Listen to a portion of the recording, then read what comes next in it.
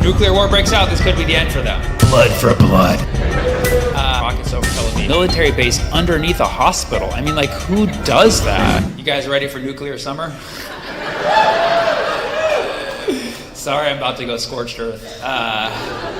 Too real. Okay. Let's just start with a moment of silence for the shareholders at BlackRock.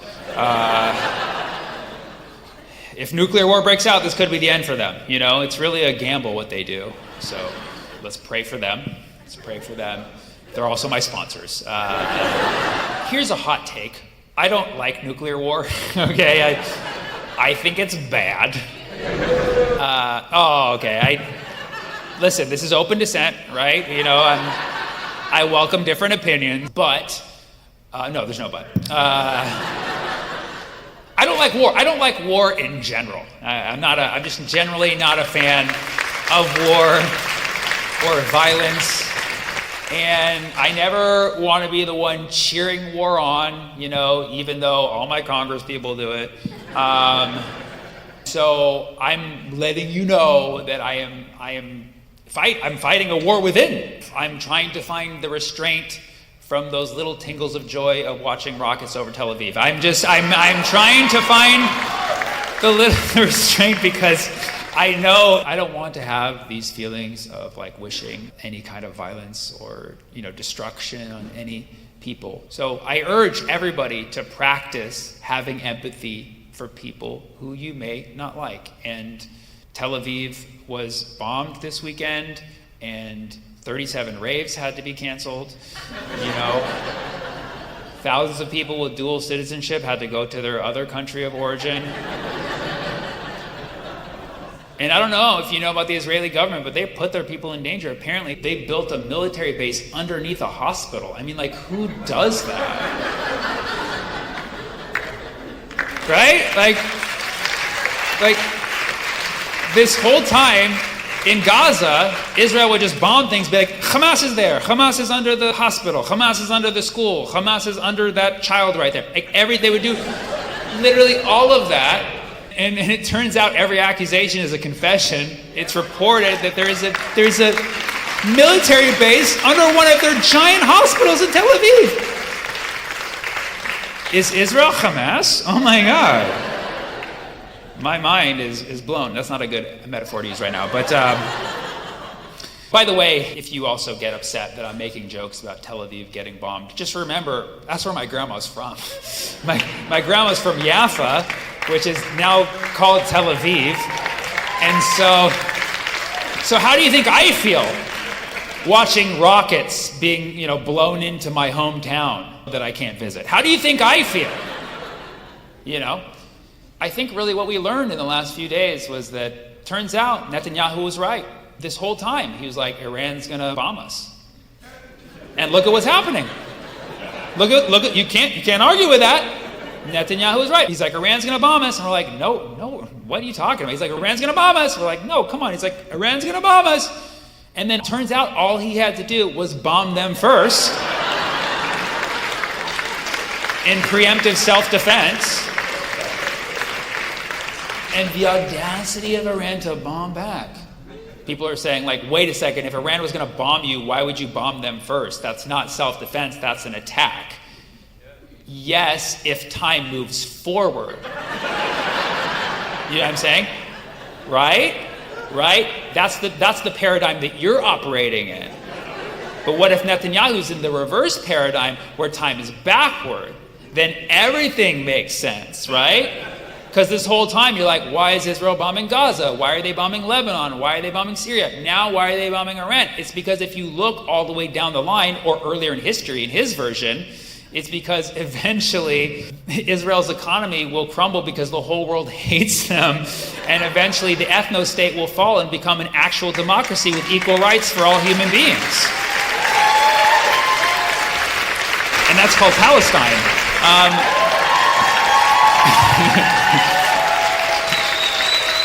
That's not a threat. I'm saying that's what happened in the past, in Netanyahu's mind. Okay? Time in reverse. Israel attacked Iran on, why am I saying Iran? I'm talking like a politician, right? Israel attacked Iran last Thursday. Don't laugh during that part. Now it's like, these evil people. Why were they laughing? People accuse me of editing in laughter. But what they don't know is that I'm telling the audience when to laugh. So let's do that part again. Iran! So they're like, how is the audience laughing at a time like this? Fucking asshole. So Israel attacked Iran last Thursday, and they called it Operation Rising Lion. I think a better name would be Operation Aggressive Pussy. But Rising Lion, Operation Rising Lion, that's what Scar called it when he killed Mufasa in The Lion King. And you're like, no, Sammy, he pushed Mufasa off a cliff. That was Falling Lion. Okay, technicality. So Israel launched this preemptive attack on Iran. And now you have all these American politicians like, I stand with Israel. Like, well, not too close, buddy. Of course, Israel kindly offered us an invitation to join in the war against Iran. It was very nice of them. But of course, the United States declined because we're too busy having our hands tied with orchestrating the whole war in the first place.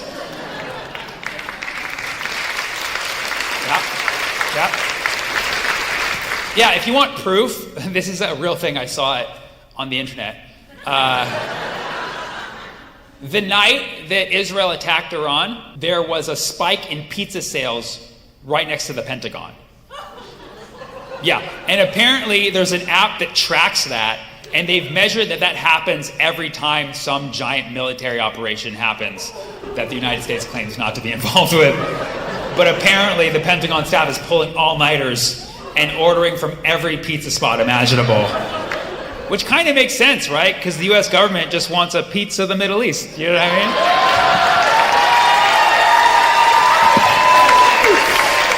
mean? For years, there's been this back and forth with Israel and Iran, right? And every time, Iran has to end up exhibiting the restraint, right? You've seen it. Like, Israel has bombed with inside Iran before, and Iran will like send a bunch of rockets that'll just like do a parade and scare people and nothing will happen. So I thought, okay, Iran's gonna do the restraint thing again, very calm. And then I woke up Friday morning and I noticed that Iran's military has a Twitter account. Yeah, and I checked, it's real. I asked Grok and everything. Iran has a verified military account, and it's all in English, which is quite scary. They know who their target audience is, basically. They're speaking directly to us. And so I woke up the next morning like, oh, Iran's going to show restraint. They always do. They're calm. You know what I mean? I know so many Iranian people. They're so calm, you know? And then I wake up and I look at Iran's Twitter account, and it's like blood for blood. And I was like, oh, shit.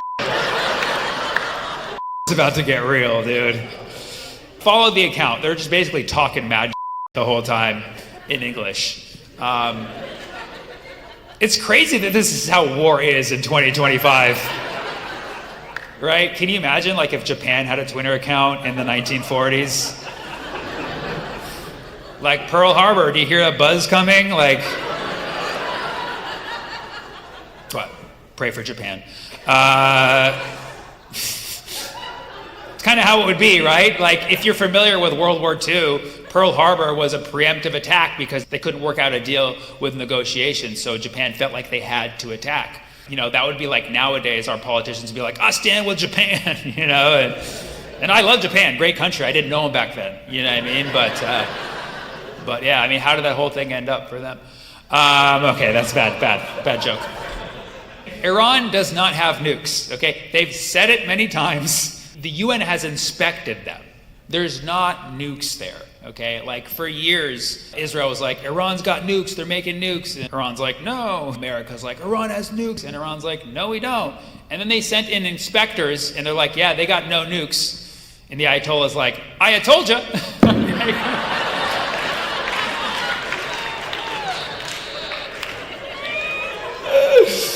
See, everything's gotta have a punchline, right? Because it should be Farcical. Oh, I like that. That's good. That's good. Such an elite reference, though. It's very farcical. You know I love that shit. So Iran, they have a nuclear program, but there's literally no evidence of nukes. I don't know. I mean, I guess we could give the benefit of the doubt to somebody who's claiming that there's weapons of mass destruction in a Middle Eastern country. I don't know if there's ever been any precedent of that we should pay attention to historically, but I'm just going to do clean slate in my mind. If someone says we have weapons of mass destruction, I'm going to be like, yup, let's go get them. Iran does not have nukes. They have a nuclear program where they're currently enriching uranium, okay? Uranium, which is one of the possibilities to make a nuclear bomb, but it has to be a certain level of enrichment. I might be wrong about this, but it has to be like 65% enrichment, and they're only at 63, okay? So, okay, they're close, okay, but they're not fully enriched. You know what I'm saying? The irony here is that uranium is an element on the periodic table, and its periodic letter, what do you call it? Its letter? Periodic. Its periodic symbol? That's so dumb. And its periodic symbol is just you, right? Which makes sense. It's typical Israel, always making it about you. Whatever. But we're talking about potential nuclear weapons, okay? Now, why are they called nuclear? Okay, because nuclear refers to the nucleus of an atom.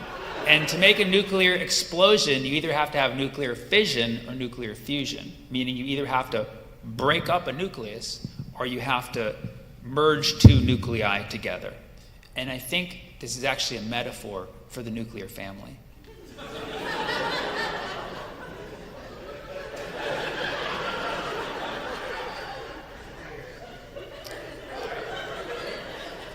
Because right now, the birth rate in America is lower than ever before. And we don't have the same old traditional family values that we had back when we were actually dropping nuclear bombs in the 1940s. Right? Go nuclear, go nuke. It's like, go nuclear in, go nuclear out. You know what I mean? Nuclear within, nuclear without. What I'm saying is stop tearing apart the nuclear family. That's a message for ICE, actually. Oh, now you're on board. Now you like it. So Iran does not have nuclear weapons, and in fact, they allow their country to be inspected. Israel, on the other hand, does not. Did you know that? Israel does not allow, and so again, I'm against nuclear war, okay? And I guess it makes sense in theory that not everybody should have nuclear weapons. You know what I mean? Like, I don't think I should have a nuclear weapon. You know what I mean? I get a little hangry sometimes. You know? So I get it. Not everybody should have a nuclear weapon. And then you're like, well, Sammy, then we need somebody to decide who gets a nuclear weapon and who doesn't. I'm like, okay, logistically that makes sense. Well, then who should it be? The country that bombs the most other countries in the world? No, it should be like Switzerland or something. You know what I mean? Like, it should be like Hawaii. You know, like, I think Hawaii should decide who gets bombed and who doesn't. Right? Mahalo. We know at the end of the day that, like, this whole conquest of the Middle East goes beyond one country or one government or one political party. It goes deeper into the Western world's economic imperialism of the world. You know what I'm saying? And yeah, it's not just about the Middle East. You see it, you see it in Asia, you see it in Ukraine, like you see it in all these other places in the world. And in this particular instance, we're fixated, or we claim to be, caring about uranium. The irony here is that when uranium is oxidized, it actually appears as a black rock.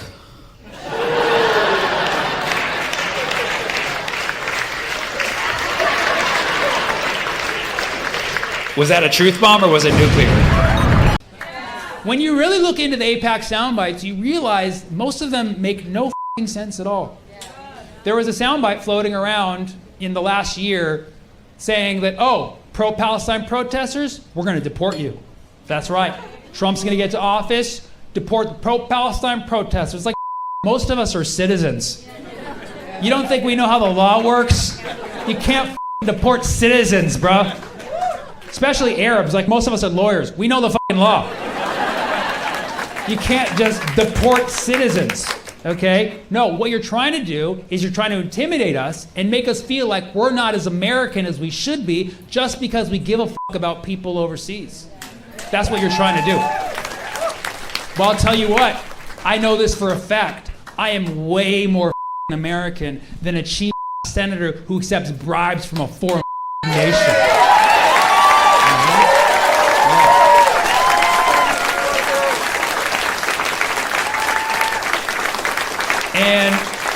And while we're on that note, I'd like to give a shout out to my sponsors, Russia, China, North Korea. Thank you so much.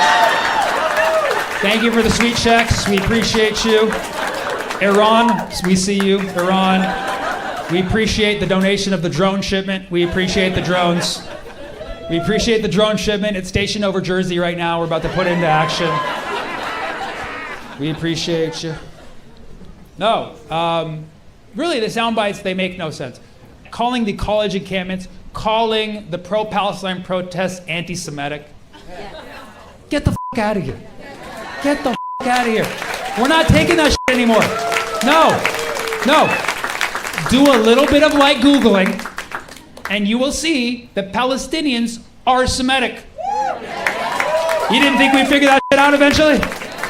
If you're going to use words against us, make sure we don't have access to internet, okay? We can't look it up. It's a very quick Google search. Palestinians are Semitic. If you are pro-Palestine, you are pro-Semitic. End of fucking discussion. End of fucking discussion. If you need to explain to people, it's very simple. Semitic means Semitic people. Semitic people are people who speak Semitic languages. The three main Semitic languages are Hebrew, Arabic, and Aramaic. So unless you know Jesus Christ directly, you've been to one of his parties in southern Lebanon, okay? Unless you know Jesus, the Semitics that you know are the Arabs and Jews in your life, okay? Yes. Check in on your Semitic friends. We're not doing too good right now. Give us a call before we become the next Saddam out there, okay? All right? Call your Semitic friends, okay? But the term Semitic is a racist term. It was coined in Germany, so you can already see where the problem started, okay? The term Semitic was coined by a German linguist so he could differentiate people of Middle Eastern origin with people of Aryan origin. It was a racist word from the start. And the term was popularized by Nazis. The term Semitic and the term anti-Semitic was popularized by Nazis. The only reason the term anti-Semitic still exists is because Nazis self-identified as anti-Semitic to make their hate sound more professional. And so it's because of Nazis that we still have that term. I'll tell you what, I will not have Nazi memorabilia wielded against me, especially when it makes no f***ing sense. Okay? Do you know how many years I just let the mind happen of calling a Semitic person anti-Semitic? Do you know what that fucking did to me? It's like, you're gonna call a Semitic person anti-Semitic. It's like, what do I just equal to zero? Is it like matter plus antimatter? It's like calling a tomato anti-fruit. It's like, I'm fruit too, okay? Just because they put me in the salads doesn't mean I'm not down with the watermelons. You know what I'm saying? Okay? So no, I reject that term. If you want to talk about individual cases of hate and condemn hate equally, let's fucking do that. But that's not what's happening here. You have these sound bites that are designed to confuse people, and you look at them, they don't make any sense. Another refined sound bite they pass around is anti-Zionism is anti-Semitism. Okay? This one is mathematically invalid. It's a very quick proof. Okay? And keep in mind, I'm one of the most respectful people you'll ever meet, respectfully. Okay? I don't even call myself anti-Zionist because most people don't even know what the fuck that means. Most people have no fucking clue. Most people in this world have no fucking clue what Zionism means. I guarantee there's people in this room have no fucking clue what Zionism means. Even Zionists don't know what Zionism means. Really, ask most people who identify as Zionists. They say, why are you a Zionist? What does it mean? Most of them will say, well, it just means I believe the Jews should have a homeland and should be safe. Well, that sounds awesome. Nobody's arguing with that in theory, but that's not what it is in practice. Ask Palestinians on the ground who receive Zionism. To them, Zionism means getting evicted from your home, watching your home get bulldozed, watching your family get locked up or killed, watching your whole entire community get bombed on a daily basis. So clearly they're going to see Zionism as something different than you. And then meanwhile, you got Jamaicans out there like Zion, Zion. So nobody knows what the Zionism means. It's a meaningless term. Okay, but if we're going to go by the first definition, that it just means the Jews should have a homeland, then I'm the biggest Zionist out there. I'm Zionist number one. Don't record this. I am Zionist number one. I am the CEO of Zionism.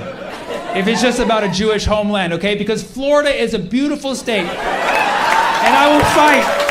I will fight to make it yours. It's a beautiful place.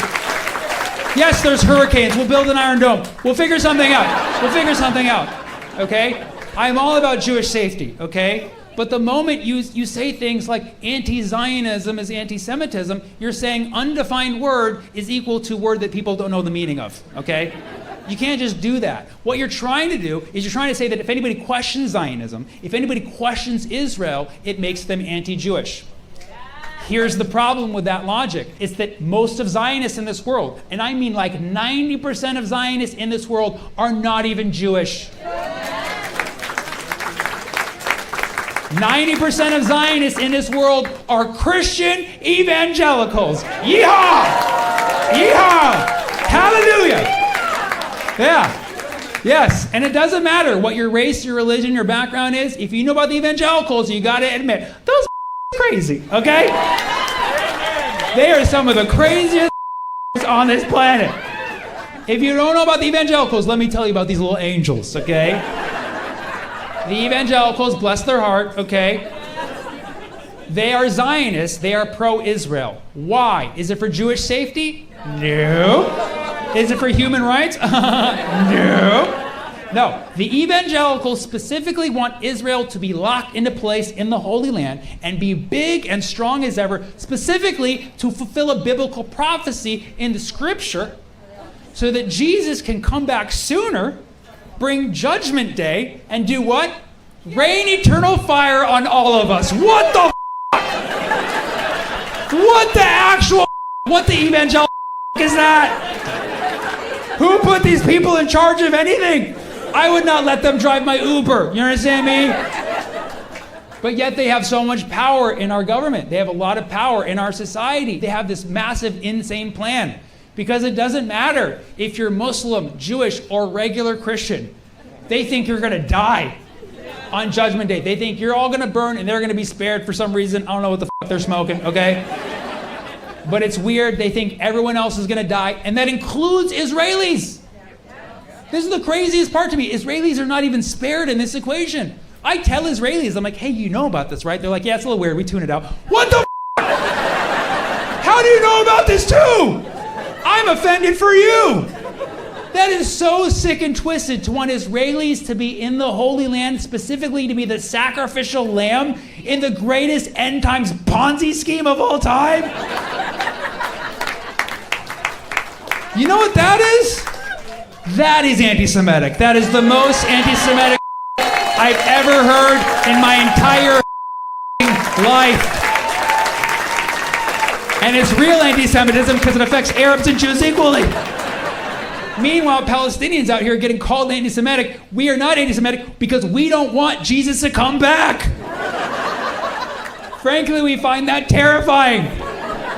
We don't want Jesus to come back. And if he came back, he just loses home. He's Palestinian. We don't want this happening to another person. We don't want Jesus to come back, okay? We are pro-Semitic. If anything, we want Moses to come back. That's right. We want Moses to come back because Moses got the Israelites to move.